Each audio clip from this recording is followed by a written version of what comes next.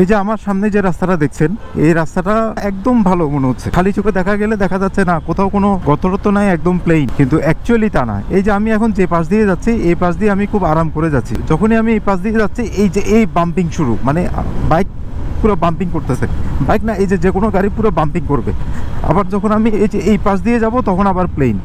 এটার একটাই কারণ, সেটা হচ্ছে রাস্তাগুলো যখন রিপেয়ার করা হয়, অর্থাৎ রাস্তাগুলো যখন কোনো গর্ত হয় বা কিছু হয়, তখন এটাকে যখন রিপেয়ার করা হয়, তখন যে প্রলেপটা দেওয়া হয়, সেই প্রলেপটা খুব আনসাইন্টিফিক ওয়েতে ইচ্ছা মতো উইদাউট এনি রেসপন্সিবিলিটি এটা দিয়ে দেওয়া হয়। এইটা প্রলেপটা দেওয়ার পরে যে একটা সমান করার বিষয় আছে, এক্সিস্টিং যে রাস্তাটা আছে এটার সাথে যে একটা ম্যাচ করার বিষয় আছে, এই ধরনের কোনো ইয়াই নাই। যারা করে এরা জাস্ট ফেলে দিয়ে জাস্ট কোনো রকমের ল্যাপটাই দিয়ে মনে হচ্ছে সমান হচ্ছে চলে যায়। এই যে দেখেন পুরো রাস্তাটা ঢেউ ঢেউ ঢেউ ঢেউ ঢেউ ঢেউ। বাজেটের জায়গায় বাজেট খরচ হচ্ছে, টাকার জায়গায় টাকা খরচ হচ্ছে, শ্রমের জায়গায় শ্রম খরচ হচ্ছে, কিন্তু কোনো রেসপন্সিবিলিটি নেই। করলাম ব্যাস স্যার, শেষ। এখন আমি যে কাজটা মানুষের জন্য করতেছি, এই রাস্তার উপর দিয়ে যে এত লক্ষ লক্ষ মানুষ চলাফেরা করবে, এটার যে একটা সৌন্দর্য আছে, এই জিনিসগুলো তাদের মাঝে নাই। এবং সবচেয়ে বড় বিষয় হচ্ছে আফটার কমপ্লিটিং দিস ওয়ার্ক এটার কোনো তদারকিই নেই, যার ফলে রাস্তাগুলো আপাত দৃষ্টিতে ভালো মনে হইলেও রাস্তাগুলো কিন্তু জেনুইনলি ভালো না।